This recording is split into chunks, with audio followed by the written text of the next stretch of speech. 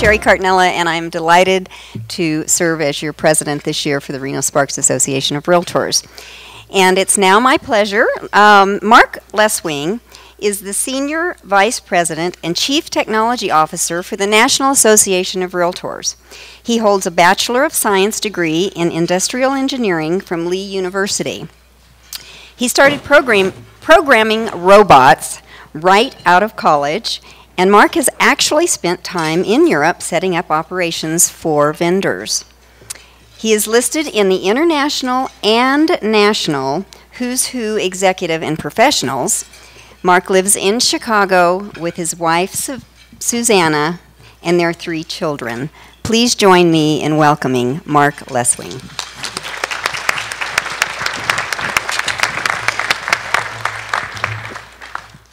Well, I want to thank the association for having me here. I was here 2 years ago and had a great time.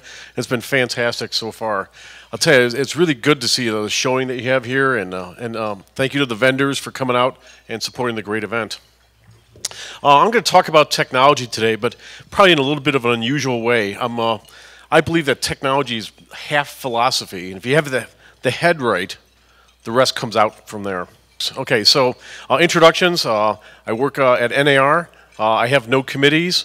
I sell you nothing. I work for you.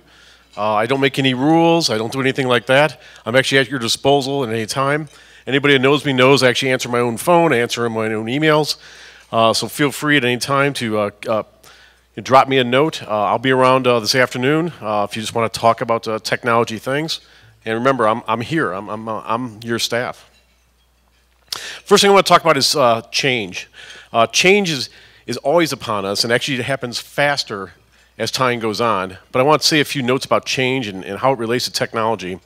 I used to do shutdowns for .coms, so therefore I'm really aware of the business cycle. You know, you have ups and downs, and at that time when I was shutting companies down, there was a down cycle.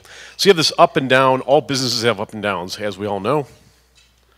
But it's interesting, when you overlay the red line on that, which is the technology curve, what the business folks want to do, who hire me, is that they want to invest once in a technology and run it for about 10 years. So they don't have to reinvest at any one time. So if you invest once and let it run forever. But it's interesting that that doesn't really fit the business cycle. I mean, either you're behind or you're either under or overcommitted on the technologies. So what I'm going to talk about today is the changes that are happening in technology that kind of mirror the way the business cycle goes a little closer. A little bit warning also, I'm probably not the most favorite person of some of the consultants and that in the industry. That's really because I'm working for you. I'm really not trying to sell you anything. But there are technology curves I think you should be aware of. First you have the business. What the business wants to do is invest once and let it ride for 10 years. Then you have the hype side of it. This is really people who want to sell you stuff you don't really need. And what happens there is you invest in it, and you're going to find reinvesting in something else and constantly reinvesting and feeling you're behind. So you have that hype-driven side of it. So we're going to talk about techniques to get over that. Then you have the one that really is the true curve out here. It's called the advocacy curve, is what I call it. That's where it has a little bit of takeoff. People aren't sure for a while, then you really realize it does really work. So the advocacy curve fits much better with the business, and it really gives you better value, better return on your money. But let's talk, before we start talking about how we match the technology and where it's going to these kind of curves, I want to examine a couple of philosophical points that really make it really easy to implement technologies in your business. First is understanding change.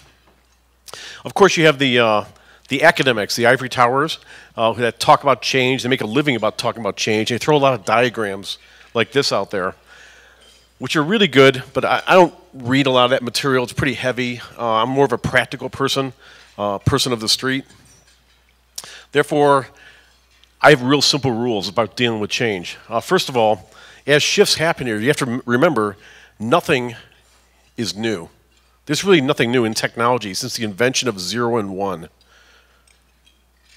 Most of technology is just relabeled things put together in different ways to make you think it's different. By and large, very little new is in technology. It's repackaged stuff. So we're going to talk about that. It's not as intense as you think. That's good. So you got to take stock of this a little bit. Understanding the medium, that's a really important message. I'm going to talk about that and also the messaging of it. And you should always follow the capitalized path. What that means is look where the companies are putting their money into for research, because it's about a 3-year indicator of where things are going. Okay, so first thing about change is this guy. I like some of these authors, and I pick up some of their words, and it helps me get my head into the technology game. Okay, first guy is Clayton Christensen here. His philosophy is that when you think about change, and if you ever have a group of people together, and the group wants to move on and be progressive, the group will end up making a decision that's more in line with what everybody's comfortable with. You don't have really change like that. In other words, mass innovation is an oxymoron. Okay, so just remember that if you're getting together with a group of people and everybody wants to move, you're probably not going to end up with a very progressive type approach anyway, because the norm will pull you back, because you don't really want to be out there too far. Second is King Lude.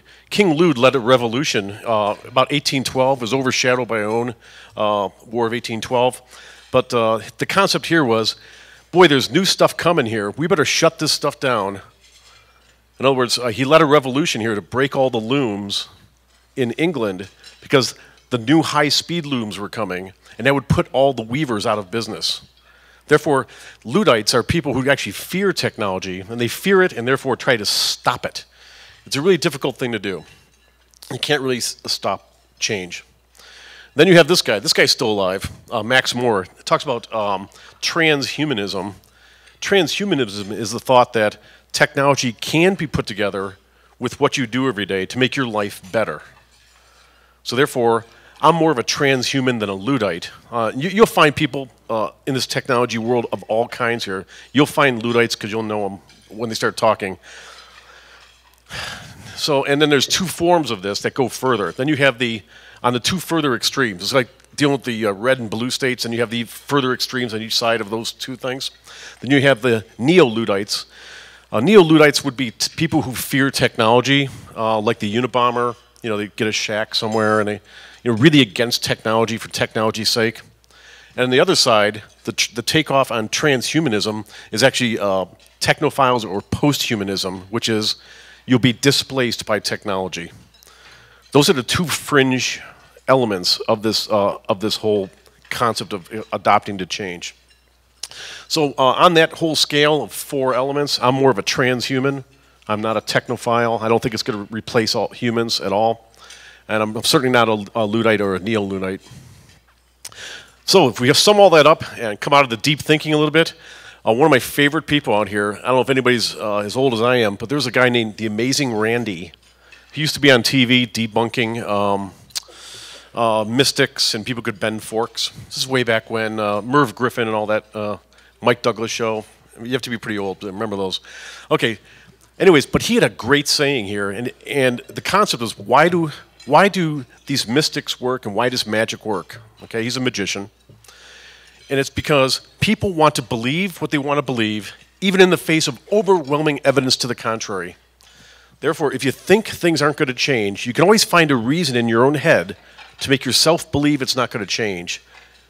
But you should be open to other evidence, or otherwise you'll end up like Clayton Christensen, and you'll come back to this norm and miss what's going on out here. So you always find somebody on the outside who's going to say, that can't work, and I'll give you 3 reasons why, even though there's 500 reasons why it will work and why it will move. So just be aware about James Randi here and be open your mind to new thoughts. Okay, now on the security side, I know everybody's always talks about protecting the listing. It's your property, it's your livelihood, what goes on. I'm going to sum up a little bit. You probably wondered why I'm talking about all these weird people, transhumans and everything. Okay, so if you take the 2 philosophies and you apply it to tools and techniques that protect your listings. Okay, so one approach is security through obscurity. Okay, that concept is, I've got about 5 different dongles and all this stuff, and I'm doing all these sign-ons to protect everything. It's very cryptic. Okay, that's security through obscurity.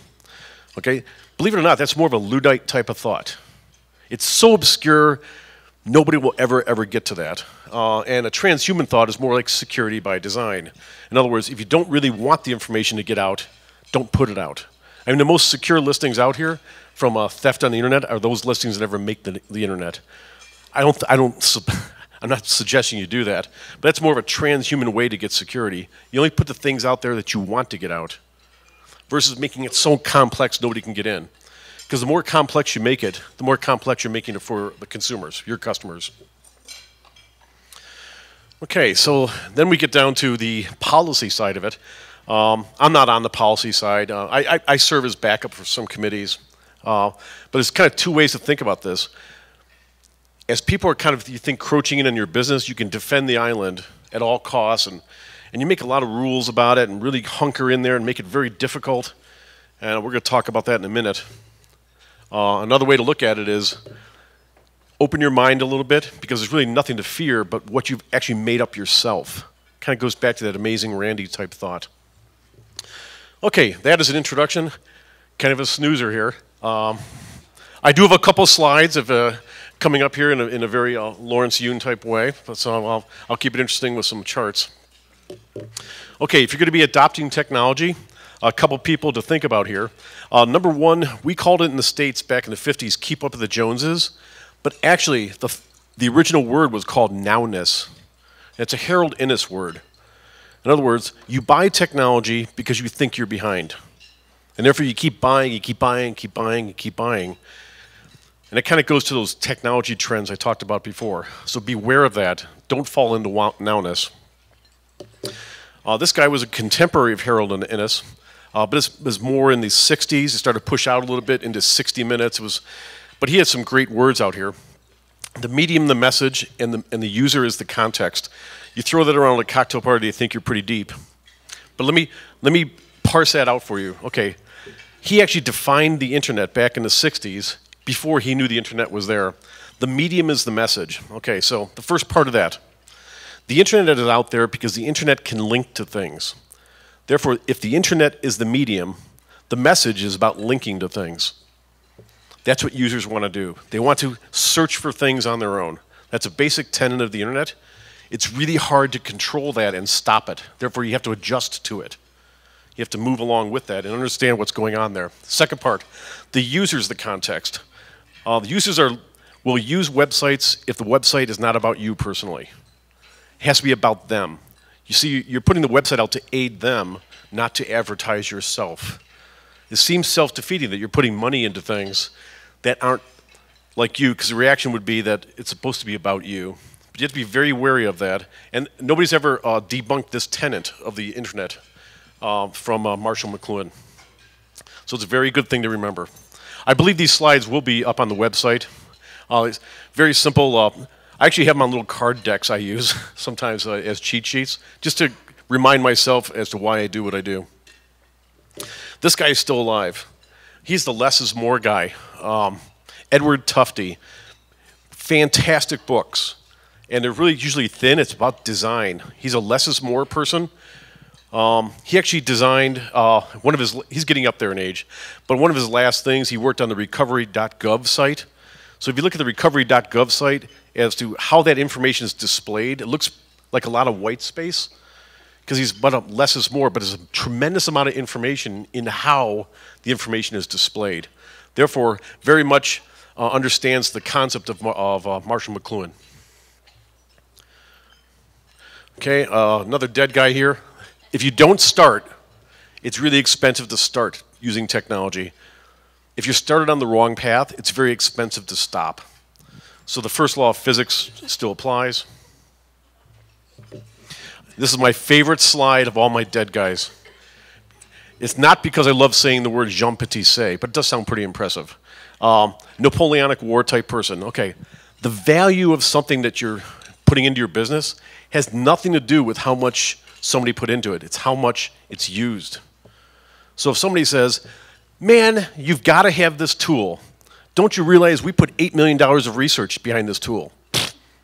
Doesn't matter. 8 million, 20 million, 60 million, it doesn't matter. If it doesn't do anything else for your business, it's worth nothing. So now you combine that up with Harold Innis. You're doing it just because the other person did it, nowness.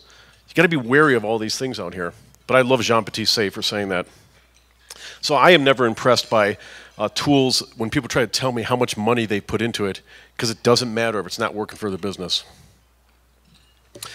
This is the one that undoes all the planning. Okay, so you can make the best rules in the world, and it'll really work for your small community that's a closed community. But as soon as you start branching out into the internet here, and people who don't play by your rules, they could do something that totally makes all your rules ineffective. So you got to be careful about putting too much time into rules, and think about being progressive, because if you put so much time into the rules, they can be undone in a second. And I think everybody knows Adam Smith. He's a great author. The scariest guy of the lot here. This kind of goes to the Marshall McLuhan, medium is the message, which the message is linking out here. Okay, so it's amazing how physics kind of plays into internet technology. Just like as a glass of water holds water, if you didn't have the glass, the water would spill out over the table. That's all his theory was. People thought he was a genius. But he was at that time, 1822. Yeah, he was wet a lot, but he did kind of come up with that concept. Therefore, without artificial constraints, all things go to disarray, including information and data. So is anybody, don't raise your hands, but I think we've all seen the fact that information about listings tends to get out there anyway. And you can spend a lot of time, you can spend a lot of money stopping it, or you can adjust to it. I mean, you just don't want to go crazy and get it everywhere. And there's dangers in that side of it. But it's a natural part of the way physics runs. Things tend to go to disarray, and it takes a lot of money and effort to stop and undo natural law.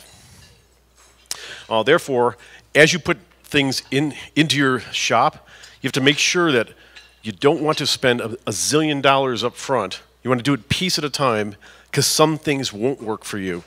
But you have to have a plan. You have to understand, what are you trying to accomplish? I invest in this little piece of technology, did it work or not? So you do it incrementally as you move it into your business. So now we get to Mark, where do you think things are going inside of it? And I do have a couple of charts in here. I just like to set up with the philosophy side. People just don't expect a tech guy to talk about philosophy, but it has a lot to do with it. All those things we were talking about before, great people, great thinking. Okay, so where are things going, and why do I think that to be true? Okay, first thing I'm going to cover off mobile technology, what this whole cloud thing is, standards and decentralization. Okay, so the buzzword you hear out here today is apps. Apps, apps, apps, apps, apps. I need apps, I need apps, I need apps, I need apps. These people want apps, I need apps, they need apps, she needs apps, he needs apps. What?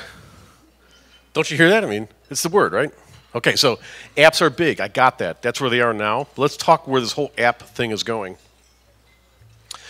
I'll tell you, a great overview out here is put out by 1000 Watt Consulting. Fantastic overview of what apps are out there related to real estate. But you know what's interesting when you look through this list? There's not one thing on the list, and there's hundreds of apps on this list. There's not one thing that gives you an advantage over a consumer. Oh, wait a minute, I thought it's all about apps. Oh yes, it's apps for the consumer part of it, but is it really apps for the professional? What apps are out there that really are targeted at the professional? Very, very few. There are some starting to come to the market, but why is that so? It's more of a complex world. What you do is very complex. Apps are pretty simplistic in what they're trying to do. So, what does that mean about where we're going? Okay, so the way I think the business is run in the future, and I'll talk about why it's going to happen, is your website will still be meaningful in the future. It won't all be about an app, but the website will be the center part of your business, and everything will run through the website. All your communication, websites, customer CRM, all these kind of things will all run off your website. So understanding that website and having control of that engine is going to be huge. So if you have to invest in anything, get a technical person who knows website engines. Okay, so right now, the big ones out there are Apache and IIS from Microsoft. But I'll tell you some killer ones. One's called Lightly and one called Cherokee. is the next generation. These are super fast. They will be the central hub of your business on the internet. And I'll talk about why. That's because right now we're in the old model. The old model is, I am the source. The consumer is the consumer. There's two people in that equation. What we're moving to is a 3-tier model. You will still be the source. There'll be somebody between you and the customer repackaging your stuff for the consumer to then consume. So we're going to this 3-tier model. And in that 3-tier model, we're going to test everything that we've had for about 100 years related to policy, sharing, cooperation, compensation. Everything is going to be challenged. Everything we've been doing as an association and a trade organization is going to be challenged by this move into the 3rd tier. Now, the start of the 3rd tier has a really bizarre name, and it has a name that makes everybody feel good or scared. Depends if you're a Luddite or a transhuman. The word is cloud. As this cloud comes in, it has profound impacts that I think a lot of people aren't talking about, but it will provide a 3rd tier in the businesses. So you'll no longer be talking directly to your customer. There'll be somebody between you and them. Let's talk about how this is going to play out.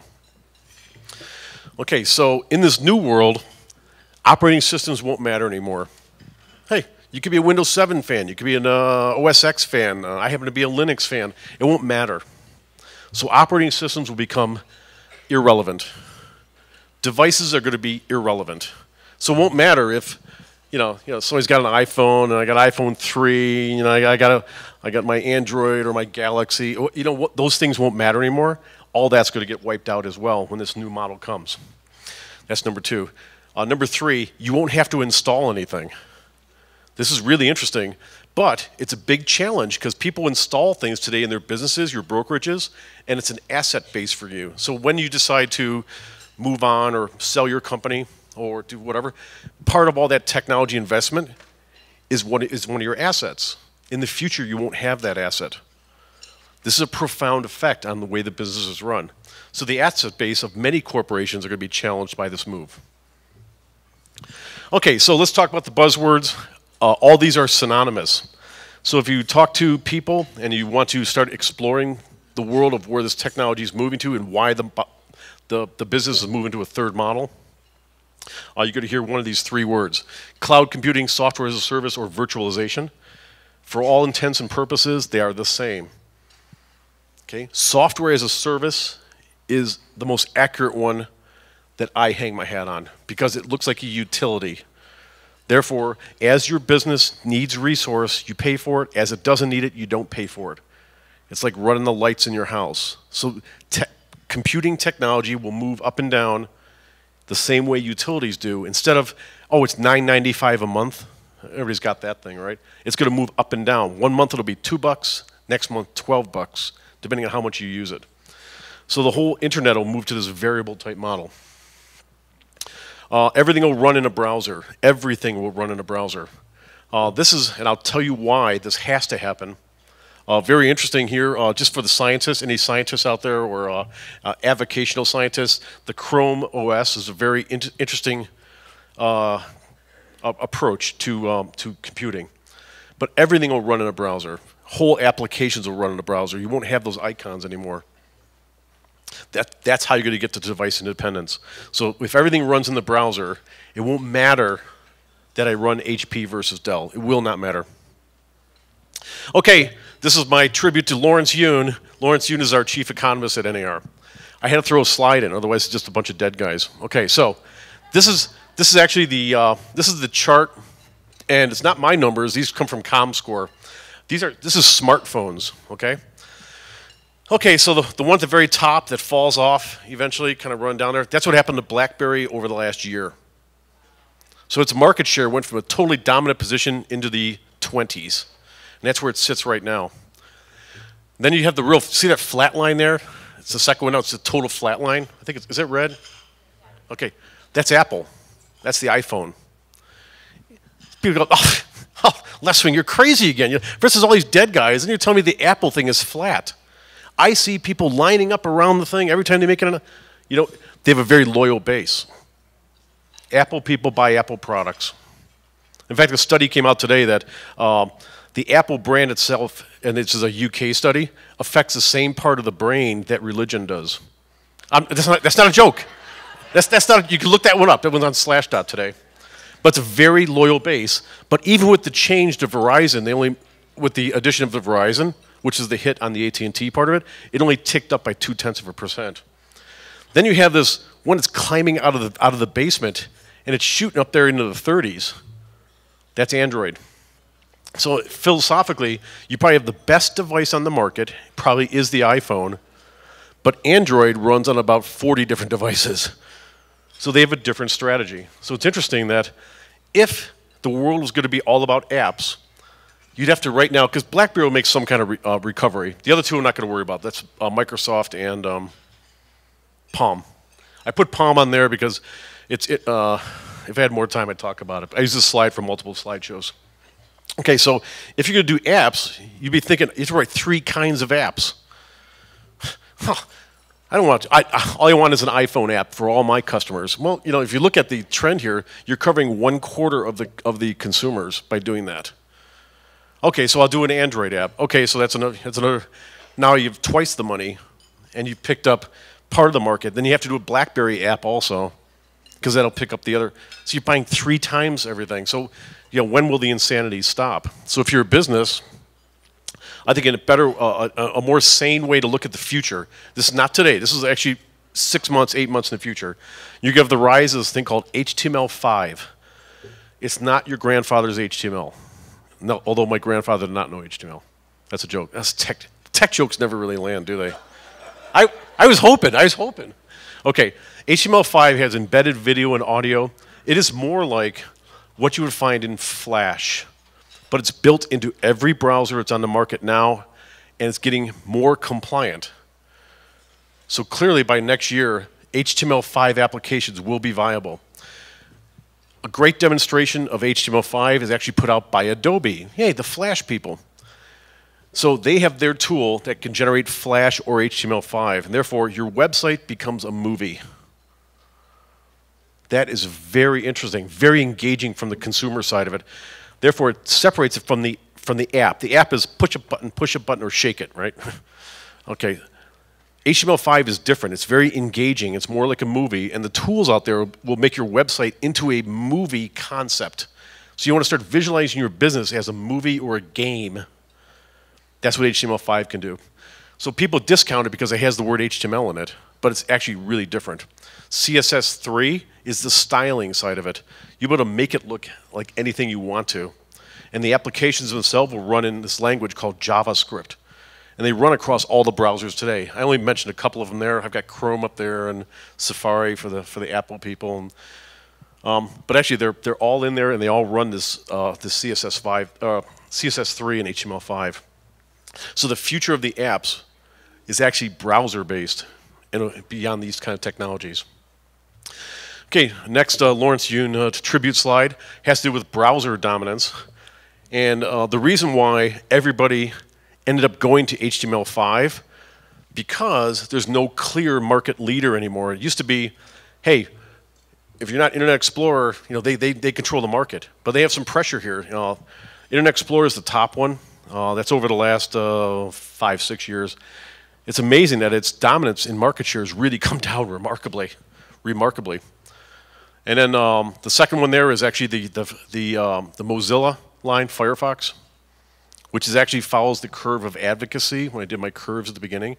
The one shooting out of the basement and coming up has the same line that we had on the smartphone. What browser do you think that is? Chrome. Whoa. Hey, this is Google guys, you got to watch out for them. So they're coming very hard and fast. A year from now, that line will be shooting right up there and start taking other people out. Okay, so I was going to glide over some of these slides because this is the important one. Okay, this is actually what happens to the business when you go to the software as a service model. Okay, the old way is the red line. I bought the machines, I run them for 3 years, I buy another machine because I have to, but the business declines a little bit. You know, you're always in one side or the other, and you have an asset base at the end. The green line will be the software as a service. Your monthly charge for running your business will go up and down depending on how much people are using it. So you will not have an, think about running your business as a utility. So then I looked at, I've only got 2 slides left and I'm done, okay? But I'm around this afternoon. So I looked at the real estate functions that are out here. What do people do on their everyday life? And I just did this by meeting all of you folks. You've told me this is what you do. So is it possible you can actually move a business today right into the cloud? This is actually this is my personal research project throughout the year this year. I'm trying to find companies that are doing it or would be interested in working with me as I find the way to do it. And I started identifying things that match up to these functions that you could do all for the whopping sum of how much per month? 0.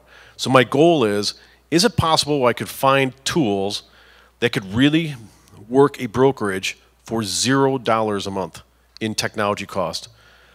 Hey, I don't know if I'll do it. I'm the crazy guy, right? So, but if, I'll tell you, I'm nearly there. Everything on that chart is free. So I've been working with this, trying to stitch it together to see, could you actually run a brokerage business for nothing? And the tenet is that is reduction in operating costs the new margin? That's what I'm trying to get to. So if you're interested in that, drop me emails at any time or stop me. Getting ready to wrap. 3 good books. Okay, so I never rant on the social media thing because there's like 5 zillion coaches on that. Oh, another tech joke that went flat. Okay, so, but if social media is your thing, the great books on this, The New Influencers is really good. A great book, Social Circles. This book was put out by a person from Google, and it's funny that he put in charge of figuring out how to kill Facebook. How can Google, with all its money, knock out Facebook? So he kind of looked at it and said, okay, I've got my report, and went back to the board. The report is social media can't win in the end. It has to change. And Social Circles is about how social media will change in the technology era. And a lot of stuff I talked about earlier, he talks about those certain threads as well. Because you can't really have 700 best friends. And some of the pictures you want to put out there are okay for the college friends, but you don't want people in your church seeing them. So you can't, so all these different elements. So this is Adam's book. It's great, called Social Circles. Drive. Drive is why technology people like me think about things the way I do. It's very interesting that it talks about the first generation of humans did things because you had to survive, right? You had to. If you didn't do it, you didn't eat. You didn't eat, you couldn't live. Second wave, people did it to make money only. And so it talks about this latest generation of kids coming up. I've got 3 kids, I can see it. A lot, and most of the world has toilets now, so it's not about, I need a toilet too. Most people have Starbucks, McDonald's. So this new era of drive is doing things for the social good, that it actually has legs. So it's actually a technical, but actually nothing technical in any of these books, but they're very interesting philosophical / techie reads. And then my 3 favorite websites. People say, Mark, what do you read?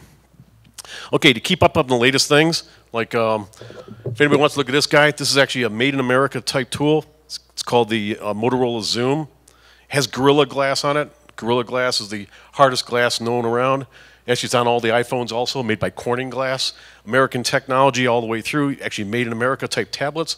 But to find out about this stuff, you go to Engadget. Engadget, great website. Has the latest and greatest things.